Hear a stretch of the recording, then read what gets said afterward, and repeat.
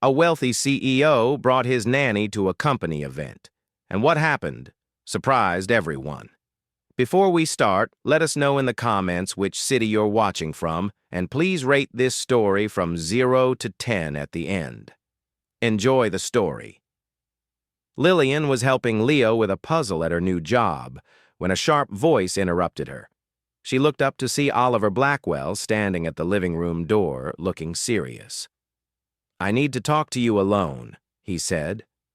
Lillian held a giraffe-shaped puzzle piece and asked, "Is something wrong with Leo?" "No, it's about tonight," he replied. "You're coming with me to the company party." She blinked in confusion. "Sorry, what?" Oliver crossed his arms. "You're going with me to the gala. Wear something nice." Lillian stood up quickly, still trying to process what he had said. "I'm sorry, Mr. Blackwell, but I was hired as a nanny, not to attend social events. Someone who was supposed to go canceled at the last minute, and I need you." "Problem solved," he said, turning as if the conversation was over. "Hold on," Lillian said, following him into the hallway.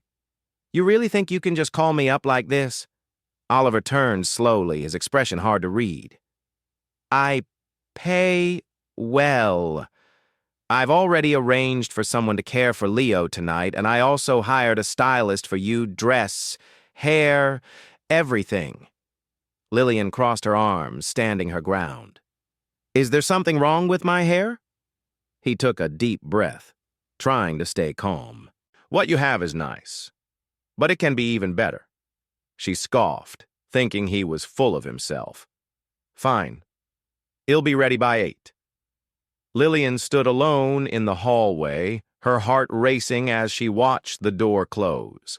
She took a deep breath and walked back to the living room, where Leo was looking at her with curiosity while holding a puzzle piece.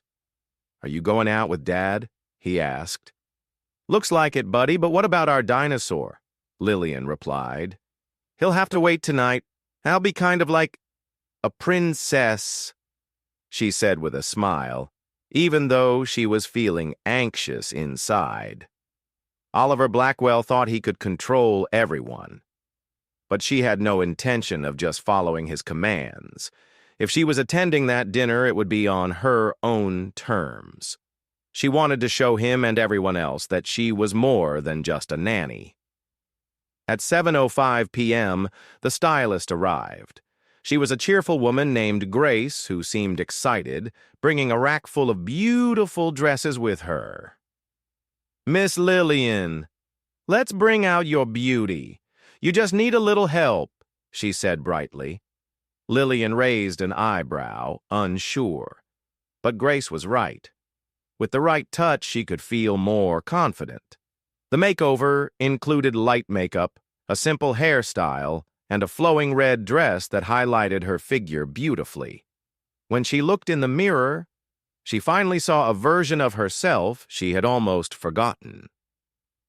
At 7:58 p.m., Lillian walked down the mansion stairs feeling calm. Oliver was waiting in the foyer, adjusting his tie. When he saw her, he paused, surprise evident in his eyes. "You look nice," he said after a moment, clearing his throat. Lillian smiled slightly, her confidence shining through. "Not bad for someone you hired as a nanny, huh?" she teased.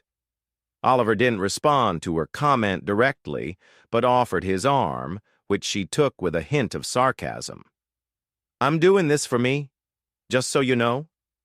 "As long as you smile in the photos," he replied. As they stepped outside, Lillian felt a flutter of nerves in her stomach. Tonight was just one night, but something told her that everything would change after this. The ballroom at the Westwood Hotel sparkled with gold and crystal, and it was the annual Blackwell Holdings event.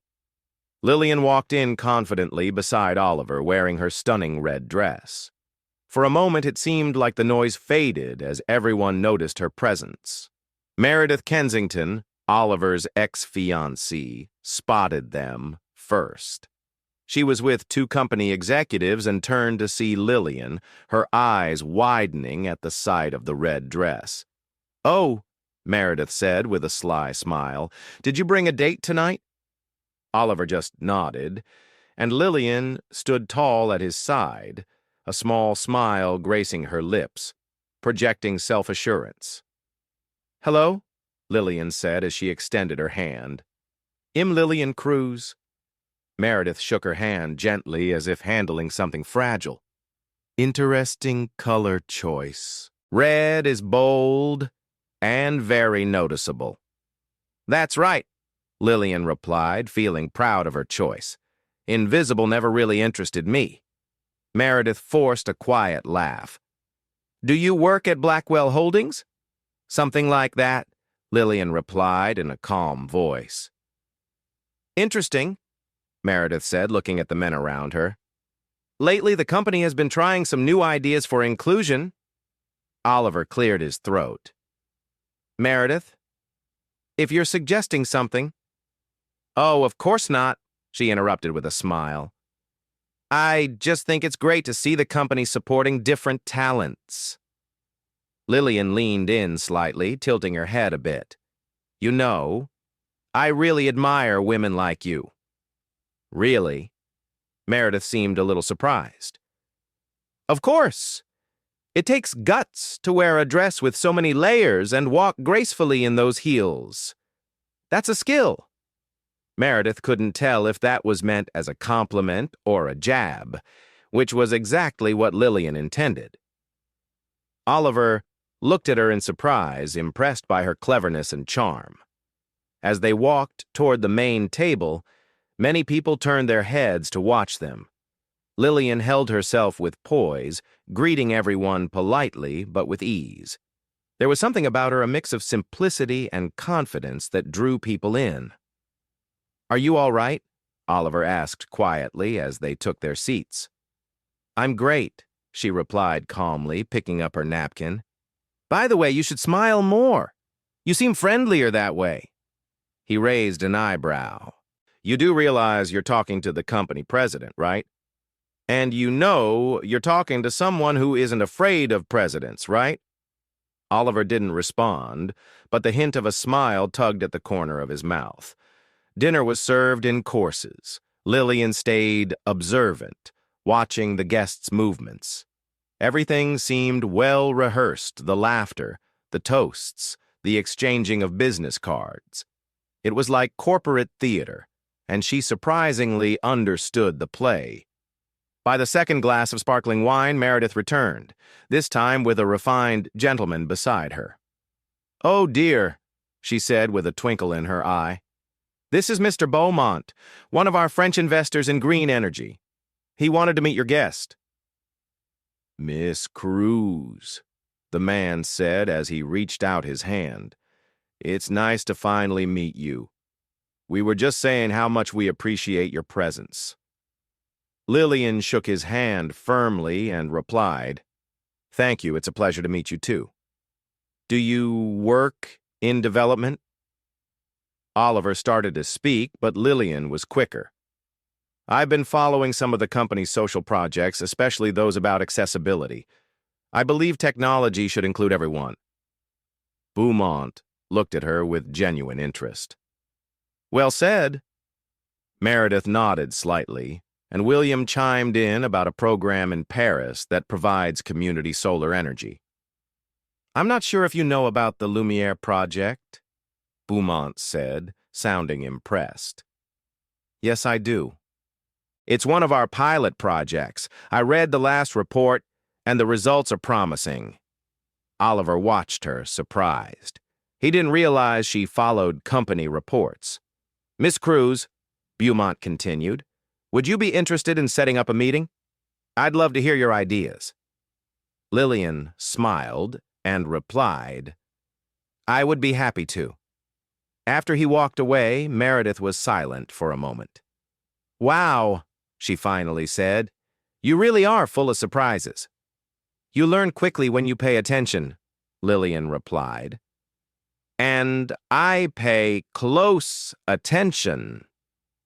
Meredith smiled, then stepped back, blending into the crowd. Oliver turned to Lillian, still processing everything he had just witnessed. Where did you learn about community energy? I haven't always been a nanny, Mr. Blackwell. I had plans before I needed to make a change. It takes creativity to adapt. He paused for a moment. You made a strong impression. I'm glad. I'm not here to make a negative one. Beaumont thought you were an executive, Oliver noted. Maybe one day I will be, Lillian responded with a hint of hope in her voice. Oliver held his wine glass, looking at her closely. What else do you know that you have shared? She met his gaze with a spark in her eyes. You'll have to find out. The next morning, Oliver Blackwell couldn't focus on anything. The report from the Seattle office had to wait. He ignored a call from the legal director, and even his usual strong coffee didn't taste right all because of a woman in a red dress who was supposed to be just his son's nanny. Lillian had turned his orderly world upside down. He found her in the backyard, sitting with Leo under a tree, drawing with colored chalk. Her messy ponytail and casual clothes didn't take away from her presence, which was steady and confident. We need to talk, Oliver said, interrupting the moment. Lillian stood up slowly. Is this about dinner? It's about the reaction to the dinner, he replied, glancing at Leo. Can you give us a minute, champ? Leo sulked, but ran inside with his chalk. Lillian crossed her arms. What is it? Last night you made quite an impression, a positive one. All the investors were talking, and some even thought you were a new executive. It helped the company's image and mine, too. She raised an eyebrow and asked, Are you thanking me? Not really. He ran a hand through his hair. I'm offering something a deal. You pretend to be my girlfriend for the next 2 months. Lillian let out a short laugh. You're kidding? No. I'm serious. We have important events coming up. My reputation and the company would benefit if I was seen with someone like you. Someone like me. Smart, well-spoken, and already part of the scene. She studied him for a few seconds. And what's in it for me? A generous bonus. We can also update your contract with new terms. So I'd have to dress like a model, walk next to you and smile while rich people talk nonsense? You can respond, just do it with class. All right then, she said, stepping closer. Here are my conditions. First, I take care of Leo my way. Second, he'll dress how I want, whether it's for a party or coffee in the park. Third, no orders outside what we agree on. And fourth, I decide when the act ends. If I want to stop before the 2 months are up, that's a no debate. Oliver hesitated for a moment, then nodded. Deal. Great, she said, extending her hand. We have a fake agreement. He shook it, and in that brief touch, something unspoken passed between them. In the weeks that followed, Lillian's presence in Oliver's life grew stronger. She was there not just at business events, but also when Leo refused to eat his vegetables, or when the neighbor's dog got into the yard. She even helped with Leo when the house alarm went off by mistake at 4 a.m. Oliver discovered how she made up songs to get Leo to brush his teeth, danced around the kitchen when she thought no one was watching, and read company reports out of curiosity, leaving notes with helpful suggestions. You know this solves a problem our team hasn't been able to fix in 3 months, he said one evening, holding one of her notes. It just takes a little common sense, she replied, sipping tea with her feet up on the couch. You all live in such a bubble, you forget how regular people think. Did you just call me out of touch? Thanks, I guess. They looked at each other for a moment and then laughed, as if they were old friends, even though they clearly were not. Their agreement included dinners, business lunches, photo shoots, and even a yacht trip with European shareholders. Lillian always dressed elegantly in her own way and stood out with her sharp sense of humor. She never tried to fit in, and that was what made her shine. "Your girlfriend is fascinating," one of the investors said during dinner. Oliver simply nodded, unsure how to respond. Later that night, while driving back with Lillian in the passenger seat, he remarked, "Jonin, I got a lot of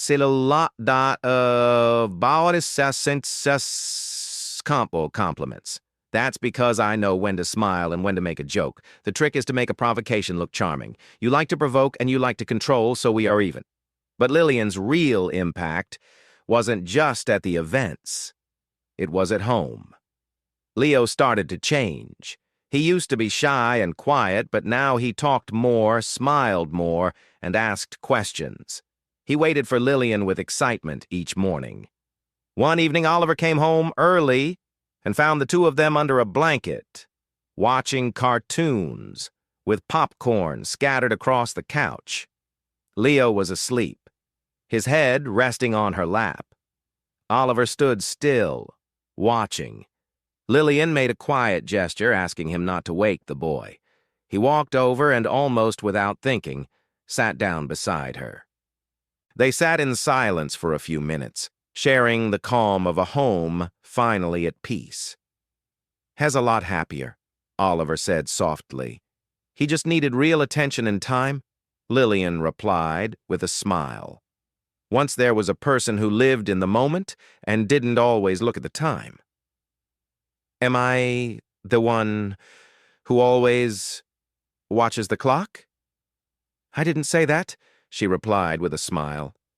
"But if you're looking for advice, try learning the names of his toys." Oliver glanced at the dinosaur his son was holding. "That one's the green dino. His name is Theo. And the blue one is," she whispered, laughing. "Looks like I have a lot to learn, too. At least you admit it." The next morning, Leo was drawing outside on the porch while Oliver read the newspaper. Lillian was in the kitchen making pancakes. "Daddy, can Lillian be my new mom?" Oliver almost dropped his coffee cup. "What?" Leo, with a serious look, pointed to his drawing of him, Lillian, and Oliver holding hands with a smiling dog beside them. He said, "She tells me stories, helps me with baths, makes me laugh, and understands me like Mommy did." Oliver looked at the drawing and then at his son. "That's not quite that simple, Leo. But it would be nice, right?" Oliver didn't know what to say, so he gently ruffled the boy's hair.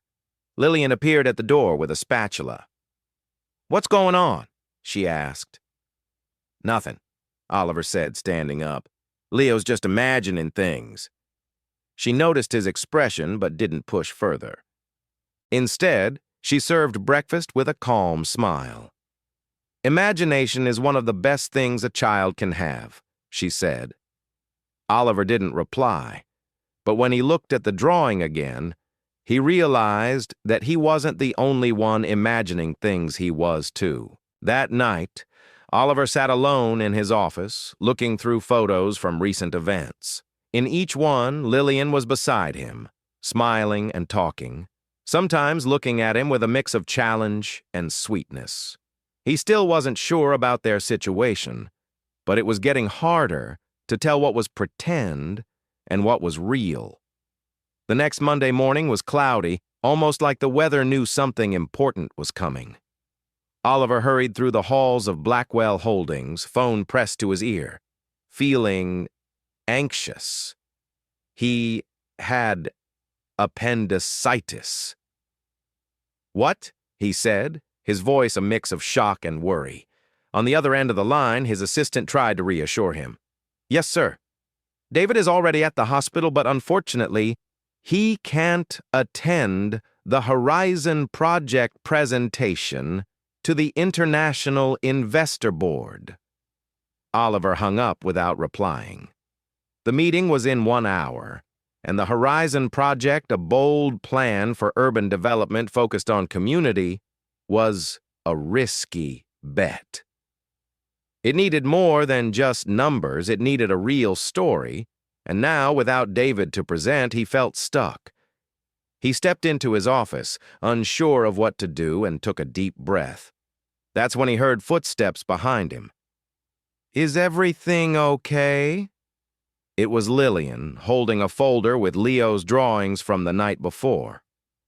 "No," Oliver replied. "Our lead executive for Horizon is out, and this presentation could decide a $20 million investment." Lillian paused for a moment, placed the drawings on the desk, brushed her hair back, and said, "I can help." "This isn't one of those moments where you offer to make tea, is it?" Oliver asked. "No," she smiled. "But if you want, I can do that too. What I mean is, you showed me the reports.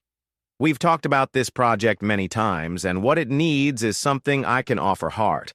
The numbers are good, but the story behind them needs to be told by someone who understands people." Oliver watched her for a few seconds. "You don't have experience giving presentations, and we don't have many choices," he reminded her. But he smiled. One of those involuntary grins that appear before logic can intervene. Half an hour later, the investors began entering the room, important people with pressed ties and confident smiles. They were the sharpest eyes in the field of sustainable urban development. Oliver gave a brief introduction and then handed the microphone to Lillian. She walked to the front of the room with the grace of someone who had done it many times before.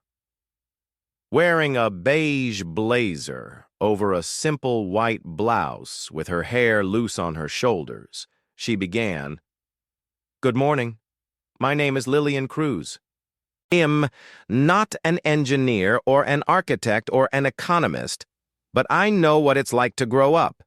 In a neighborhood where cracked sidewalks teach you to jump over holes before you learn to read, the investors looked at each other surprised. This wasn't what they expected. The Horizon Project aims to change forgotten neighborhoods into real communities with streetlights, parks, and easy access for everyone.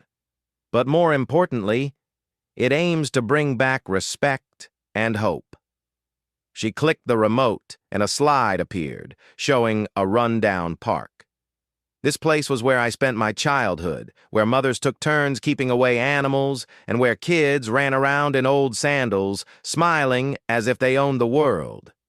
Now, it is empty. And that's why Horizon is important. It brings back opportunities and plants seeds in forgotten places. Oliver watched quietly from the side of the room, interested. She continued, "The project isn't just about fixing buildings. It's about bringing people together, giving children more chances, and showing companies how they can really help society." At the end of the presentation, there was a brief pause.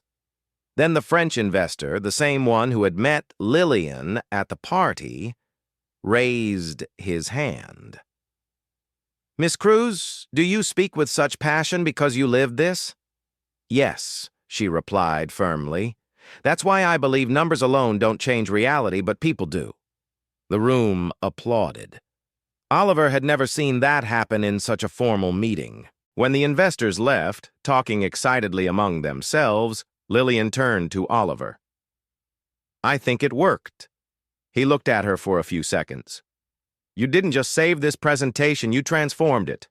I just told a real story. People miss that." She smiled, and Oliver was quiet for a moment before saying, "Thank you. Always happy to help, as long as it's part of the deal, of course." They both laughed, and the mood between them felt lighter, almost warm. Later that same day, back at home, Lillian was picking up Leo's toys when she received an email titled Official Social Collaboration Proposal, Vita Plano Foundation. She clicked on it. It was an invitation to be the national spokesperson for a new education and community development program based in Boston.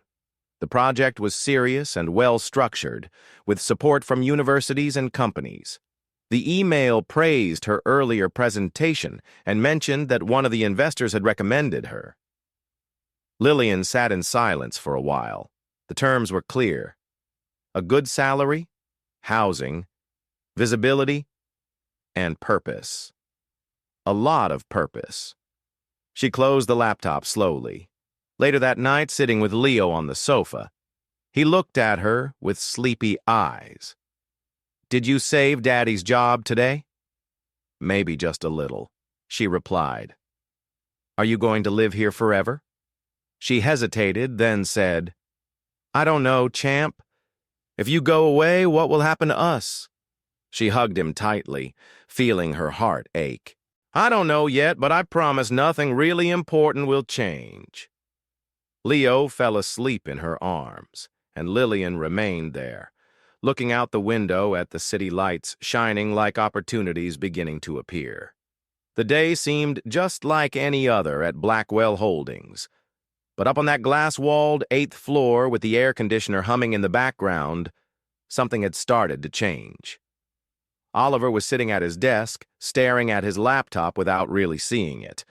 The numbers in front of him made sense, but they no longer excited him. All he could think about was Lillian and what she had done, not just for the company, but for Leo, for him, and for herself. She walked into the room, casually holding a mug of tea and a folder full of notes. Dressed simply in a light dress and white sneakers, she still carried a confidence he admired. "Were you waiting for me?" she asked lightly. "Technically, yes," Oliver replied, pointing to the folder. "I need your opinion on this new social project. The board wants to expand into the countryside, and I'd like to hear what you think." She sat down without hesitation. "Okay. Where's the catch?" "There is no catch," he said with a half-smile. "Just genuine curiosity." "That's rare coming from you." "I'm trying to get better, and I'm here to witness it," she smiled. They spent nearly an hour going through the documents, discussing ideas and exploring possibilities. The mood between them was easy, yet there was something unspoken in the air, felt with every glance they shared. During a quiet moment, Oliver looked out the window. "Do you think some people are just born to carry the weight of the world?" Lillian paused her page flipping and said, "No. I think some people are raised that way and others learn because life gives them no choice." "My father was like that," Oliver said quietly. "I grew up hearing that being weak wasn't an option. Every mistake felt like a huge failure. From a young age, I learned that everything was about goals, performance, and being perfect. I couldn't even mess up blowing out the candles on my birthday cake." "That sounds exhausting," Lillian replied. "It was," he sighed. "I never got to choose what I wanted to be, only what I was supposed to be. Sometimes. I still try to impress someone who is no longer here." Lillian looked at him kindly. For the first time, he didn't seem like the distant CEO everyone knew. He looked like a man tired of pretending to be strong. "And your mom?" she asked. "She died when I was 10. She was different kind. When she was gone, everything got harder." He looked down. After a moment, Lillian said, "I lost my mom recently, too. I had to give up my scholarship when she got sick. I took care of her until the end." "You had a scholarship?" "Yes, for psychology at the State University. I was going to be the first in my family to graduate, but when my mom got sick, my sister was still young. Someone had to hold everything together." "You did all that by yourself?" "I did. I worked as a cashier, a waitress, a nanny. I did whatever I could, and I never looked back." Oliver stayed silent for a moment, understanding that he was stronger than he looked, but also more fragile than he admitted. They exchanged a soft glance, connecting without walls or jokes this time. Their bond, built through shared hardships, grew deeper in that moment. Even though they came from different backgrounds, they both carried scars that shaped their lives. Outside their honest moment, someone was watching with different thoughts. Meredith Kensington had been informed that Oliver's girlfriend had appeared at an official company event, and not just appeared. She spoke for the board and impressed the investors. The discomfort grew. "Who is this woman?" she asked her team. "We're trying to gather more information. Her name is Lillian Cruz. We found some details about her previous jobs, but not much else. No college degree, just a note that she enrolled in psychology at the state university, but dropped out a few years ago." Meredith folded her fingers, deep in thought. "I want everything, records, photos, anything that could expose her. You think she's pretending?" "I'm not sure. But I know when someone is where they don't belong. If we can't find anything bad, we can create doubt. Sometimes just a little seed of doubt is enough. The rest will take care of itself." Meredith stood and looked out from her penthouse window. From up there, everything seemed under control, just like always. But something about Lillian bothered her. She was charming and sincere, and worse, she was starting to win people over, including Oliver. Meredith didn't plan on being replaced, especially not by someone she thought didn't belong in the room. Meanwhile, Oliver and Lillian were saying goodbye after a long day. He carried a folder while she held a notebook filled with notes. "Going to see Leo now?" he asked as he opened the elevator door. "Yes," she replied. "He wants to show me a chalk masterpiece." "Get ready." He mixed dinosaurs with rockets. Creativity is alive and well in that house. They stepped into the elevator together, enjoying a comfortable silence, a sharp change from the awkwardness of their earlier working relationship. It felt normal to share that space, but just a few floors from the lobby, the elevator stopped, and the lights flickered. "Was that planned?" Lillian asked, half laughing and half suspicious. "Unfortunately, no," Oliver answered. Oliver pressed the emergency button. "This has happened before, but never with me inside." He sighed, feeling like it was a bad start to his first corporate event. He tried to contact maintenance, but there was no signal. The backup generator had also failed. Lillian leaned against the wall and crossed her arms. "Looks like we'll be here for a while. At least the air conditioning works, but there's nothing to eat. A terrible mix." "You're hungry?" Oliver asked. "I'm always hungry after 5. It's a survival rule from when I lived on just 1 pack of crackers a day." Oliver glanced at her, surprised by her honesty and spirit. "You talk about things like that so easily, because if I don't laugh, I might cry. And crying won't help us get out of the elevator," she said, chuckling. He felt more relaxed now. "You know, I used to think women like you only existed in movies. And I used to think men like you only existed in tax reports, cold and distant," she replied with a grin. They both laughed. "But here's something to think about," Lillian said, looking up at the ceiling. "Sometimes what we think we know isn't even half the story." "Are you talking about me?" "About both of us. We hide behind titles and jokes and we miss what's real." He stayed quiet. "Are you afraid?" he asked. "Of the elevator?" "No, of other things maybe." "Like what?" "Like letting myself feel something in a job where I'm supposed to just work." He nodded. "I get that more than you know." Their eyes met, and the silence that followed was filled with everything they hadn't said yet. In that stuck elevator, there felt like more truth than at many of the fancy dinners he had attended. 30 minutes later, the elevator started moving again. As they stepped out, they walked in silence to the parking lot. "Thanks for the talk, and for keeping me company," he said. "It was more fun than I expected," she replied. He paused, wanting to say more, but just nodded instead. "Good night, Lillian." "Good night, Oliver." They each went their own way, unaware that across the city, Meredith Kensington had already gathered information on Lillian and had a plan in mind. The dining room at Luxor in Manhattan was designed to impress. A piano played softly in the background while the silverware sparkled under the warm lights. Executives from Blackwell Holdings toasted with international investors to celebrate closing a new round of deals. Oliver was there, looking elegant but tense. He was not a fan of social events, but he knew this night mattered. He found himself wishing Lillian were with him, but she hadn't come. He hadn't invited her and was still thinking about their earlier conversation.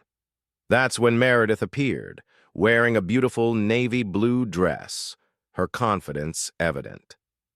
She casually approached and took a seat next to one of the key British investors. "Mr. Wilkins, have you met Oliver's companion?" Meredith asked, swirling her glass. "Oh, yes," the man replied. "The young woman who presented the Horizon project. Very sharp. I was impressed." Meredith smiled and said, "She's impressive, isn't she? And to think she's actually his son's nanny."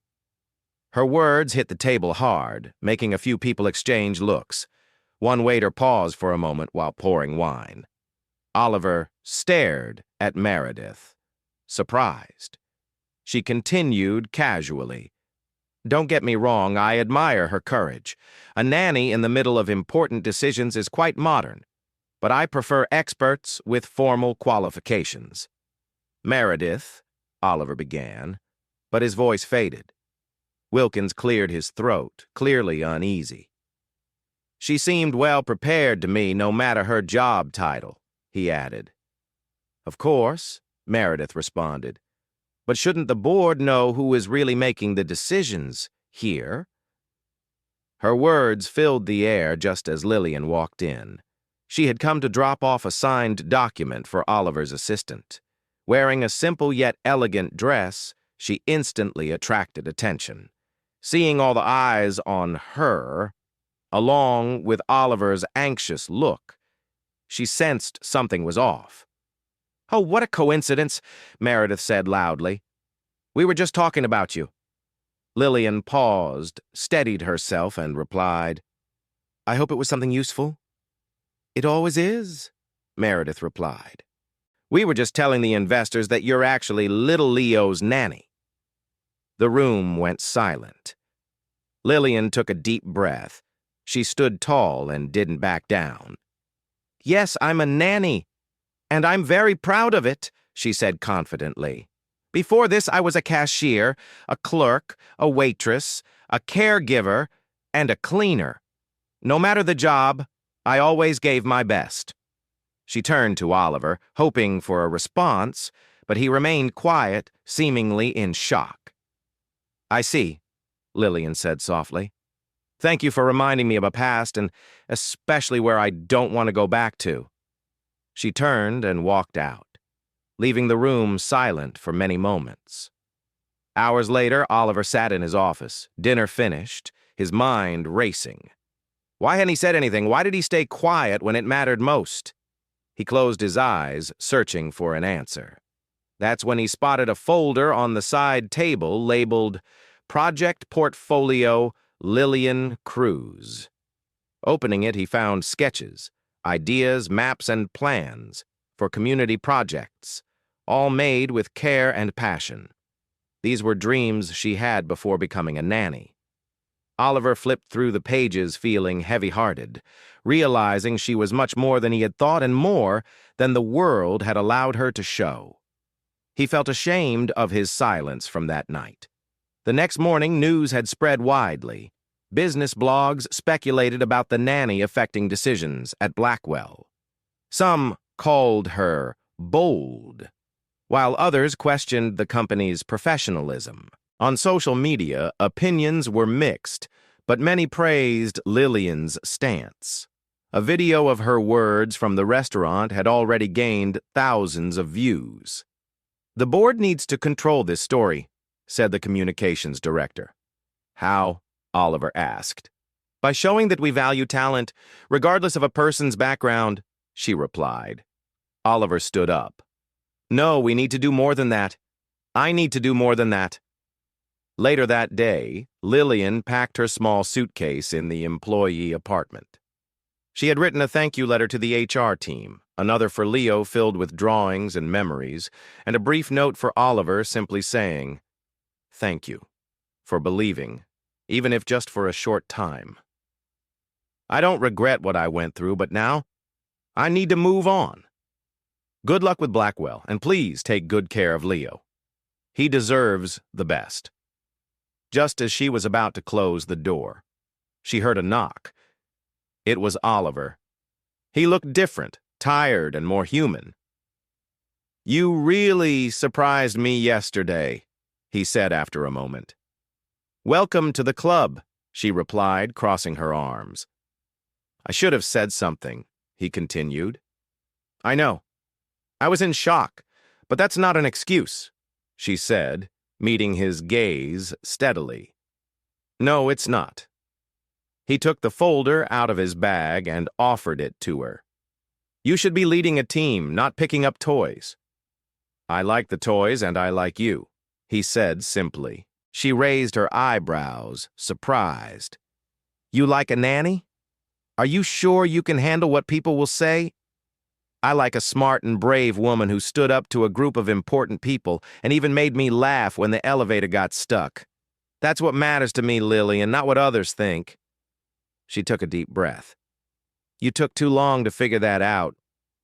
"But I did figure it out, and I'm here now." "You know what's funny?" she said, picking up her suitcase. "You're telling me all this just when I got a job offer in Boston, a community project I helped inspire without even trying." Oliver looked at her. "Are you going to say yes?" "I don't know yet." "What can I do to make you stay?" She met his gaze. "Let me go, if that's what needs to happen." In that moment, he realized that true love does not hold on. It lets go. Oliver wasn't sure what he was looking for when he got in his car that morning and drove to the address Lillian had left in the company records. But something inside him urged him to see her not just to apologize, but to understand her better, and maybe for the first time understand himself better too. As he drove, the tall buildings gave way to smaller ones, and he saw family run shops. Children ran along the sidewalks barefoot. It was a humble neighborhood, but full of life, colors, sounds, and stories. He parked his car and looked around slowly. A group of kids played near a community school, while some women chatted in front of a bakery. Nearby, he spotted a small light blue building with a sign that read, "Viva Community Center." There, he noticed a mural covered with children's drawings, thank you notes, and photos taped to the wall. In many of the pictures, Lillian was smiling with other women and children, holding signs that said, "Education changes lives," and "Together we're stronger." He walked up to the entrance and was greeted by an older woman with gray hair wearing a t-shirt with the center's logo. "Are you looking for someone?" she asked kindly. "Yes. I'm looking for Lillian Cruz," he replied, feeling a bit embarrassed. "Oh, Lillian!" The woman's eyes lit up. "She helped start this place. I know she doesn't live here anymore, but I wanted to understand more about what she did." The woman invited him inside. For nearly an hour, Oliver spoke with local residents, volunteers, and Lillian's former co-workers. He learned how she had set up tutoring programs, organized fundraisers to buy medicine, and helped single mothers with emotional and legal support. She accomplished all of this with just her determination and kindness. She taught math in the mornings, took care of the elderly in the afternoons, and still found time to bake bread to sell at night, said one neighbor. And she never stopped smiling. Another person shared, "One time, the school had a gas leak. No one knew what to do. She called the fire department and led everyone out safely." You'd never think she was just in her 20s. Each story felt like a light turning on in Oliver's mind. He felt ashamed for seeing her only in a narrow way. But he was also moved to discover a woman so full of life, so much more than he had ever imagined. Before leaving, he asked to visit the house where she had lived with her sister. They took him to a small 2-story home. Lillian's sister, Clara, was sitting on the porch, studying with a notebook on her lap. She had the same bright eyes as her sister. "You must be Oliver," she said directly. He nodded, a bit surprised. "She did a lot, but not all of it was praise," she continued. "I figured," he said with a slight smile. "She cared about you, and that hurt the most. She didn't expect you to protect her from everything. She just hoped you wouldn't be part of it when it turned against her." Oliver said nothing. "I made a lot of mistakes with her," Clara said as she closed her notebook and stood up. "But if you came all this way, maybe there's still a chance to fix things." Back in the city, Oliver got home late in the afternoon.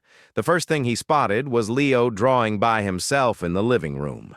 The boy looked up at him with wide eyes and asked, "Dad, where's Lillian?" Oliver knelt beside him. "She had to go, buddy." "But why?" "I like her. She told me funny bedtime stories and showed me how to make a heart with my hands." He demonstrated the gesture, tears filling his eyes. Oliver hugged him tight. "I know, Leo. I like her too." "Then go get her," the boy replied with complete honesty. Oliver smiled. Kids understand things. 2 days later, Lillian received an unexpected message. Oliver wanted to meet for coffee at the park where they used to take Leo in the evenings. She hesitated.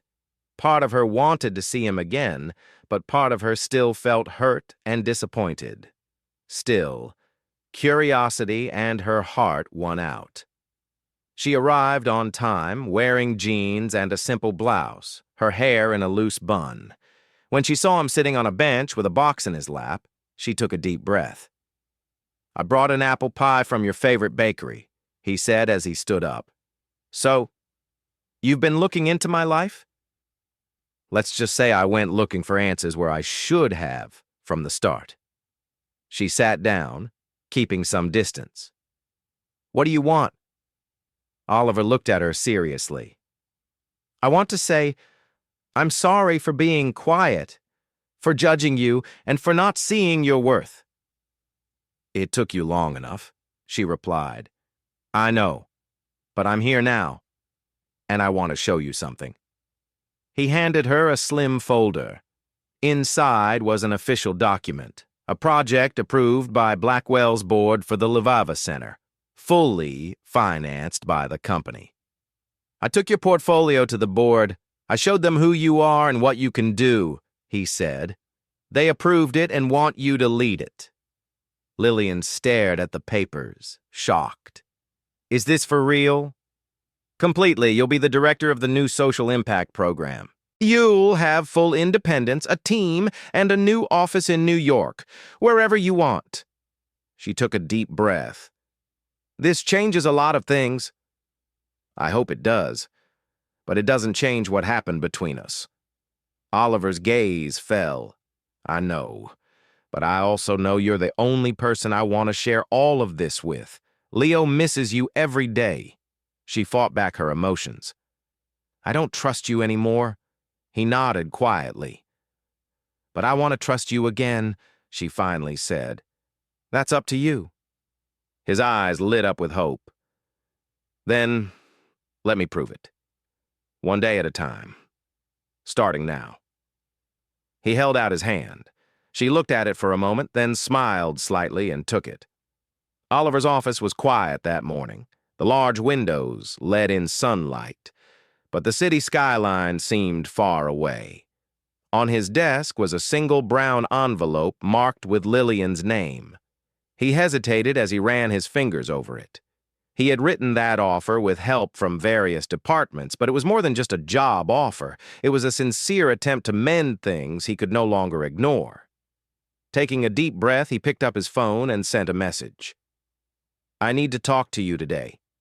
No games." At the agreed time, Lillian arrived at the Blackwell building as a guest. She wore a white button-up shirt with rolled sleeves and dark jeans, her hair pulled back neatly. She carried a leather folder under her arm. Upstairs, the receptionist greeted her with a hesitant smile. Oliver stood waiting when she walked in. He didn't smile or step too close. He respected her space. "Thanks for coming," he said. "It's nice to hear you say please," she replied, sitting up straight. "You asked me to change." "I'm trying," he said as he took a seat. "Here's the offer. I'd like you to read it before saying anything." She opened the envelope and read carefully. It was a job offer from Blackwell Holdings for a social impact coordinator. The job promised a good salary and control over her projects. She looked up and thought it seemed promising, but she knew that appearances can be deceiving. This time felt different, though. She had some conditions. She pulled out a printed sheet and stated she wanted full freedom to set her work priorities, no interference from the board, and she should choose her own team without anyone watching over them. "I don't want our social reports to be turned into marketing. I need genuine actions, not just nice pictures for social media," she continued. "Our relationship will stay professional, with no lunches or social gatherings outside work." Oliver nodded in agreement. "Understood. I accept," he replied. With a firm handshake, they sealed their mutual respect. During her first few days, Lillian faced curious looks and whispers. Some admired her, while others were skeptical. She didn't let it bother her. She started by meeting employees from all departments, listening to them, and visiting areas that had been neglected. She recruited a diverse team, including a talented intern, an experienced analyst, and a former teacher who understood community needs. In the following weeks, Lillian organized workshops on empathy, initiated a scholarship for at-risk youth, and rekindled partnerships with nonprofit organizations focused on education and health. The results were quick to surface. Articles began to pop up, praising Blackwell Holdings for its new approach to social responsibility. Lillian's journey from a newcomer to a leader inspired many. Oliver watched her from a distance. He didn't get involved, but occasionally passed by her department, noticing her joyful interactions with the team. He recognized something in her smile that he missed. One afternoon, while Lillian was planning a visit to a new project in another area, she found a note on her desk. It was from Oliver, asking if he could join her as an observer. She hesitated but was curious for him to see her work. The next day, he arrived dressed casually, without any security or assistant, ready to go with her. They traveled together to the community where Lillian had started her project, teaching women who led their families to learn business skills. They are making handmade soaps, candles, and bread.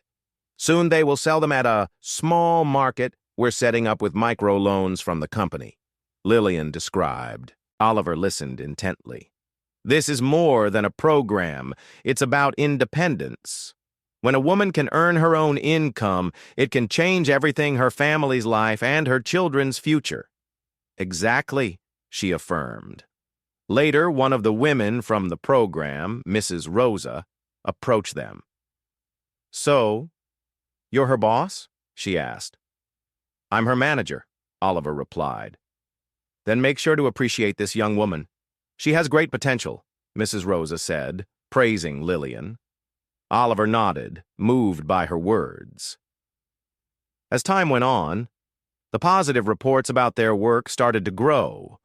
Blackwell's reputation improved, and more importantly, real stories emerged about people whose lives had transformed because of Lillian's efforts. Oliver felt proud of the changes happening around him.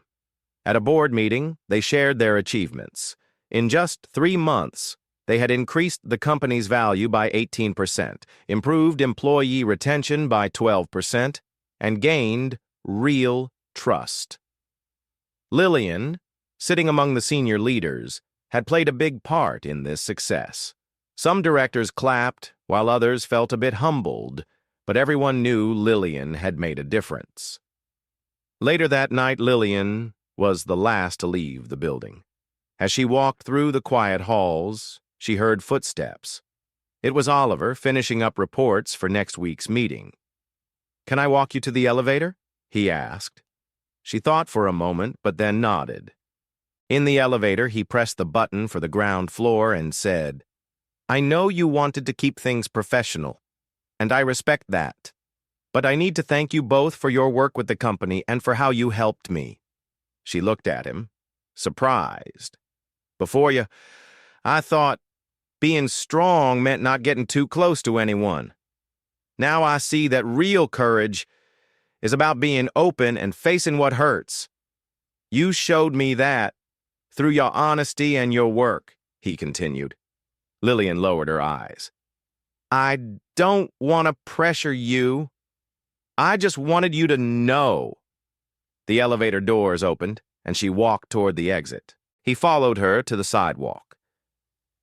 "Thank you for not trying to change my mind," she said. "That really makes a difference." He smiled, saying, "I'm learning from the best." "Keep learning," she replied. "Only if you stay here."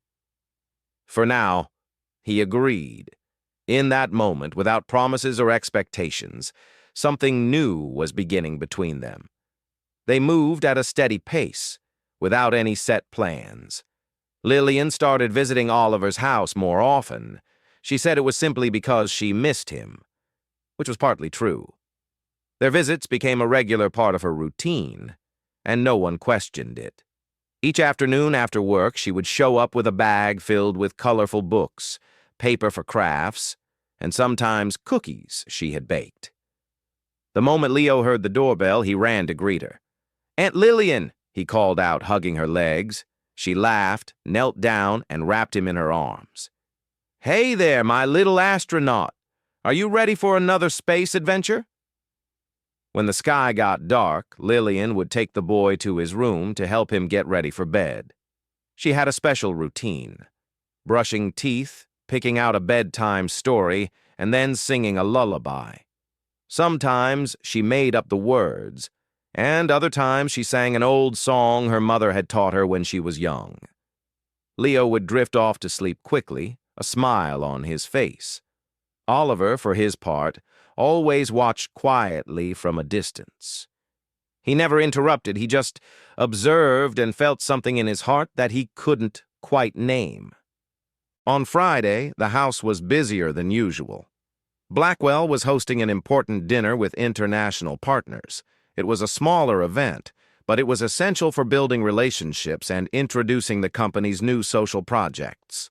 Lillian, as the impact coordinator, had been invited as part of the team.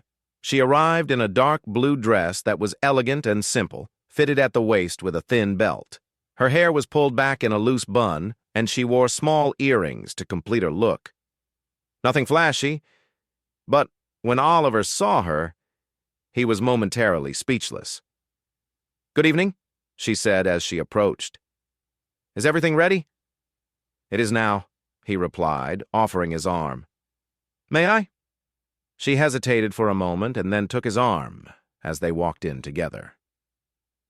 During dinner, Lillian was introduced to the international guests as the mind behind the initiatives that were changing both the image and heart of Blackwell.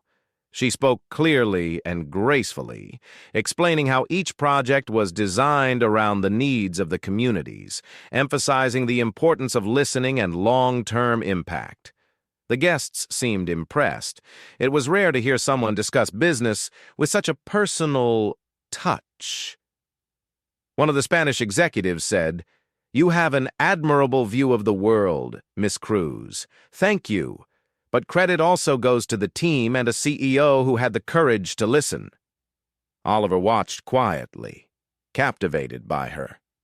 After dinner, the guests began to say their goodbyes one by one. Soon, only a few directors remained, and they left as well. Lillian stayed on the balcony, enjoying the soft evening breeze.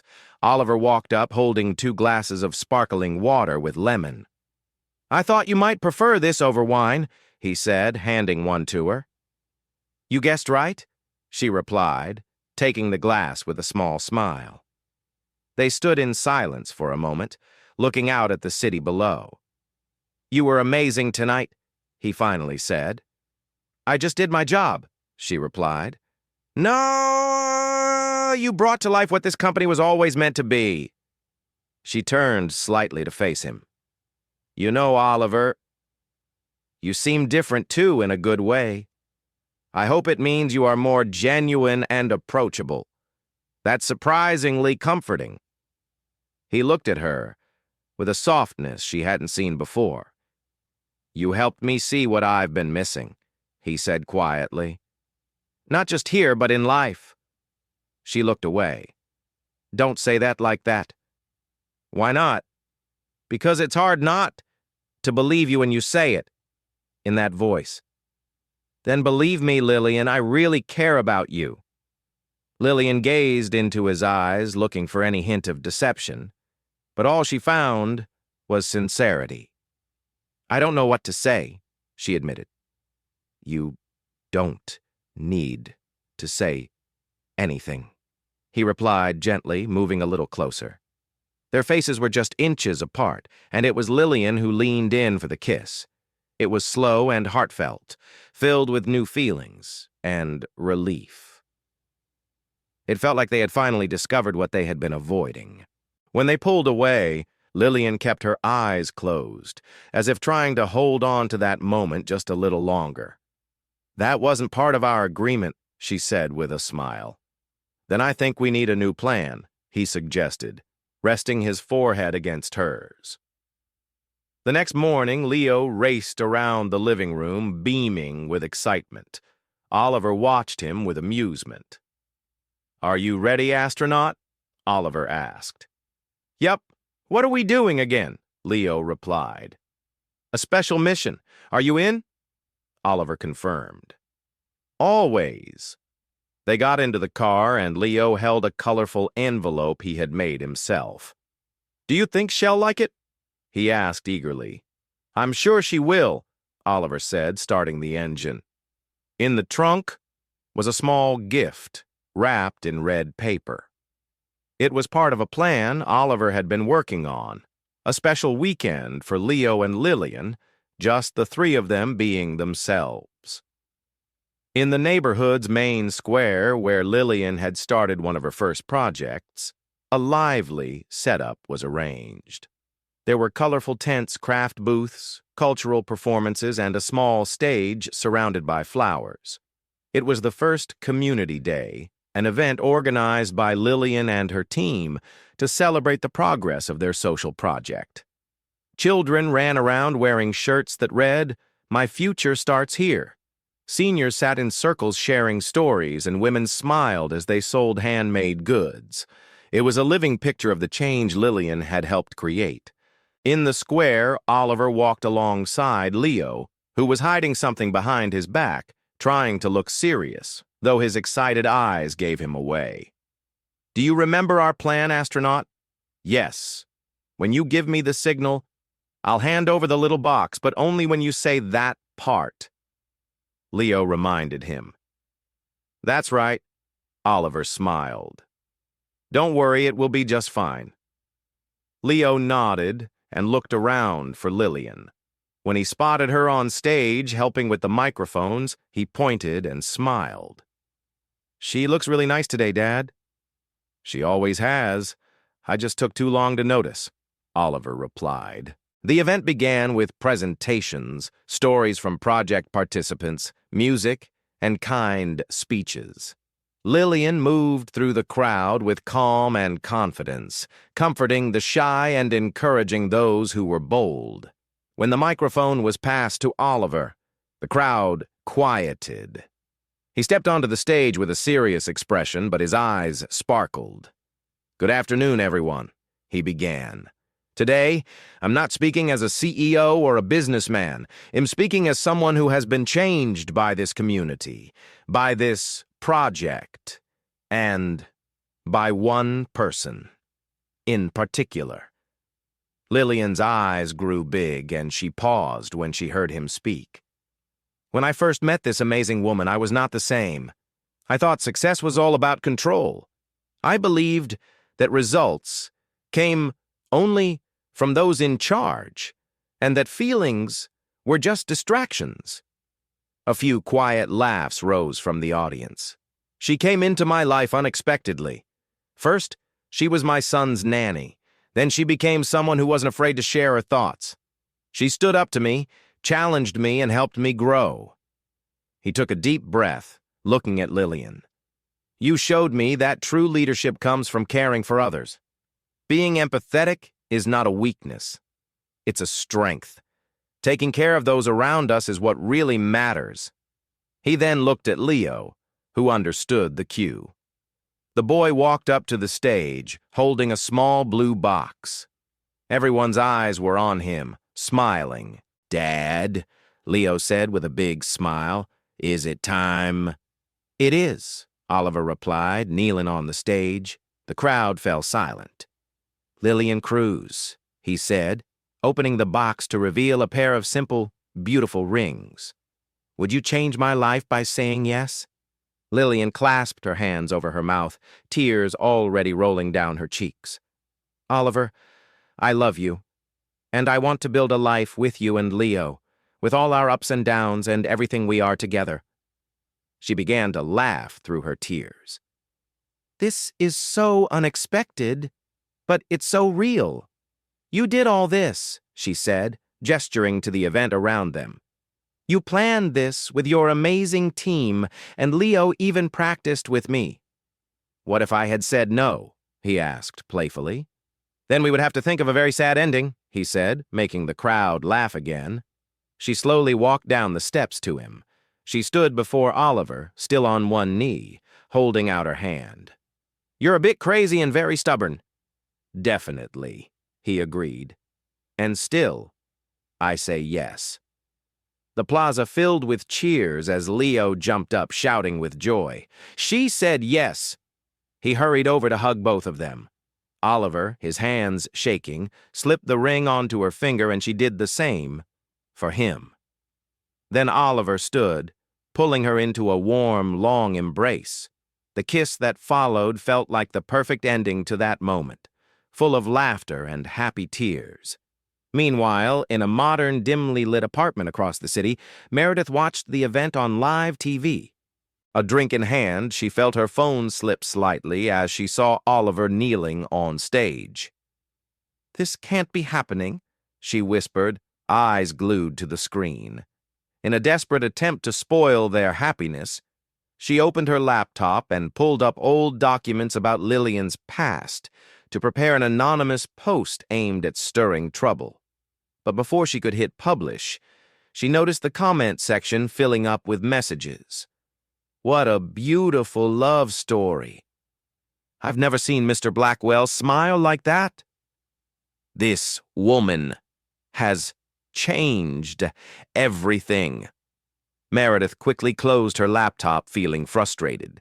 The public was on their side now, and Oliver was too. Back at the plaza, Leo ran around with a flower crown he made for his new mom. Lillian and Oliver walked hand in hand, greeted warmly by neighbors and friends. "Is all of this real?" she asked, her eyes still shining with tears. "As real as the project you created, as real as everything I feel for you." "So, we're engaged, officially, with lots of witnesses. I have one request. I want a simple ceremony with our community, with Leo at the altar and live music and food made by the wonderful women from our project." "Done," Agreed, Oliver said, laughing. Are you really willing to do all this? Lillian asked. I am willing to be with you, he replied.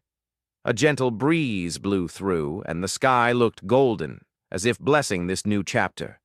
3 months later, on a sunny Saturday, Oliver and Lillian's wedding took place in the same square where he proposed. It was beautifully transformed, with flower arches leading the way, white chairs set up, and soft music in the air. Friends, neighbors, and volunteers gathered, their faces bright with joy. Leo walked in, holding a small pillow with 2 custom-made rings, looking sharp in his little suit, unable to stop smiling. Oliver stood at the altar in a dark blue suit, his hair slightly tousled by the wind. A few children whispered, "He looks nervous." But all his nerves faded when Lillian appeared, walking slowly in a simple yet elegant dress with lace on the sleeves. Flowers from the community garden adorned her hair, and her eyes sparkled with tears. When their eyes met, nothing else mattered. Tears fell before a word was spoken. The officiant, visibly touched, led the ceremony with great care. They shared their vows openly and tenderly, and the kiss they shared didn't just seal a marriage, it joined 2 worlds that had learned to understand and support each other. Married life wasn't a dramatic change, but a smooth continuation of what they had built together. Their social impact program, once local, began to gain attention nationwide, with Oliver and Lillian leading the way. New centers opened in other states, always respecting local traditions and focusing on the true needs of the communities. Lillian organized the teams, led the training, and kept everyone motivated. Lillian watched over every pilot project. Her ability to listen and care helped the program succeed. Oliver, in turn, learned to step out of his office. He began visiting different sites, joining community meetings, and even helped a bit while a library was being built in a small town. He was seen carrying bricks and sipping coffee with the workers. The photo of him like this spread quickly, and soon people saw him not just as a CEO, but as someone who learned to listen. Within the company, the change went deeper.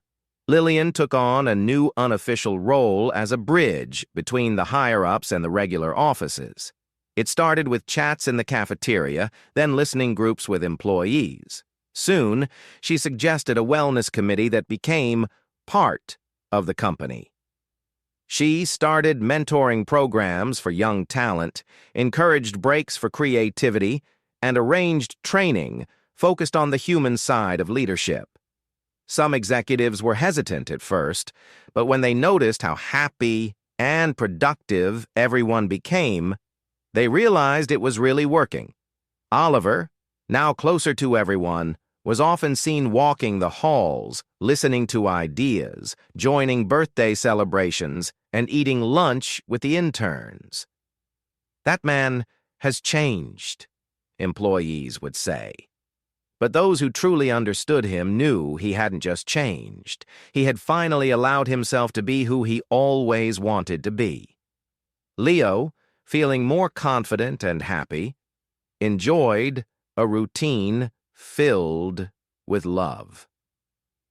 His parents attended school meetings, cheered at soccer games, and were always there for bedtime, which he looked forward to the most.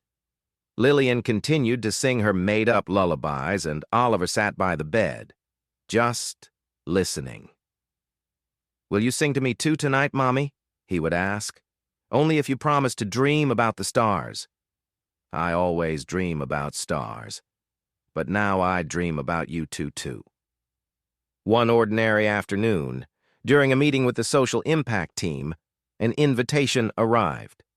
A golden envelope, delivered by a discreet messenger, contained a letter from a national committee for sustainable development and social innovation. It praised their significant progress and invited Oliver Blackwell and Lillian Cruz to receive the National Social Innovation Award. The ceremony would take place in Washington next month, with media and important guests attending. Lillian's eyes widened, and Oliver smiled with pride. "This is yours, Lillian. You built this." "We built it together, but you taught me how to start." The next evening, sitting on their porch, they looked up at the sky. "You know," Lillian said, resting her head on his shoulder, "I used to think happiness was far away a place, a dream. Now, I think it's right here." He took her hand and held it tightly. "And this is just the beginning." From inside, Leo shouted, "Are you going to come sing to me, or are you just out there being all lovey-dovey?" They laughed and replied, "We're coming." They got up, ready for another ordinary night, one that deep down would turn out to be the most extraordinary of all. The plane landed smoothly at Washington's airport. Outside, the sky was filled with shades of gold and blue, welcoming a new chapter in their story. Lillian adjusted her coat and looked out the window. "Can you believe that 3 months ago? You were just telling me not to be late for a gala dinner?" Oliver smiled beside her. "And now you're the star of the biggest social award in the country, and I still get nervous about interviews." Just be yourself. That's what made people notice. The hotel they stayed at was nice but simple. Lillian preferred a cozy feel over something too fancy. In their room, Leo was jumping on the beds, excited and wearing a little tuxedo. "Can I wear this to the ceremony?" he asked. "You can, just don't wrinkle your shirt," Oliver replied, trying to sound serious. Lillian finished putting on her lipstick and turned to them. "Ready?" she asked. "You look beautiful, Mommy," Leo shouted, "and you two look amazing, my two princes." The ceremony took place in a big hall with a glass ceiling and beautiful lights. Hundreds of people from all over the country were there, community leaders, business owners, teachers, and reporters. When the winners of the National Social Innovation Award were announced, the names Lillian Cruz and Oliver Blackwell rang through the applause. Lillian felt her heart race as she stepped onto the stage. Oliver held Leo's hand and smiled proudly at her. "Good evening," she said, holding the microphone with slightly shaky hands. "If someone had told me a year ago that I'd be here tonight, I would have laughed and maybe even cried." A few soft laughs came from the audience. This story didn't start in a meeting room. It began with a brief message, an unexpected offer, and a CEO. She looked at Oliver with a playful smile, who was a little too forceful. More laughter followed. But most importantly, it started with a challenge to show that making a social impact isn't just charity. It's about vision, careful planning, and a true dedication to the people who work hard every single day. Oliver took the microphone and said that sometimes, to spark a revolution, all you really need is to listen to someone you never thought you would. After the awards ceremony, the two were invited to a live interview on the event's official channel. The host, smiling, asked one last question with curiosity in her eyes. "Oliver, Lillian, how did the two of you meet?" They glanced at each other and burst into laughter. "That's a good one," Lillian said. "Want to start?" Oliver asked. "Better if you tell it. I'll add the funny parts later." Oliver looked at the camera and said, "It all began when my assistant said I needed a new nanny. He thought it would be great to invite me to a gala dinner just to impress some partners. I didn't have many options at the time." "Thanks," she laughed, recalling how she reluctantly accepted and wore a stunning red dress that caught everyone's attention. Then someone confused her for an important person and embarrassed her in public. "I didn't defend her. Big mistake," Oliver said. "But from that moment on, I started to see her differently. Then I offered her a contract to pretend we were dating for 2 months. They ended up getting married," the host added with a smile. "Sometimes love shows up in unexpected ways," Lillian said, her eyes calm. But what's real remains, Oliver added. The host, smiling, thanked them for a story that was inspiring the entire country. That same night in the event's ballroom, the last song began to play. Soft lights filled the space, and a string quartet played a lovely instrumental piece. Oliver held out his hand to Lillian. "May I have this dance?" "With pleasure," she said. The two danced together, smiling and sharing gentle looks as if time had slowed just for them. Leo ran up, climbed onto his father's feet, and held Lillian's hand. "Can I dance with you too?" "Can he?" Lillian asked. "This dance is yours too, astronaut," Oliver said, hugging him. They danced together slowly in the warm light. No cameras, no rush. Just them, a family. As they turned gently to the music, Lillian whispered, "This isn't anything like I imagined." "Me neither," Oliver replied. "But it turned out better, much better." Standing quietly at the entrance, the same journalist from the interview wrote down one last note in her notebook. "Sometimes love shows up in unexpected ways, but what's real always remains." What did you think of Lillian and Oliver's story? Share your thoughts in the comments. Rate this story from 0 to 10. What score would you give it? Don't forget to subscribe to the channel and turn on notifications to catch all of our stories. Be sure to check out more inspiring stories by clicking here.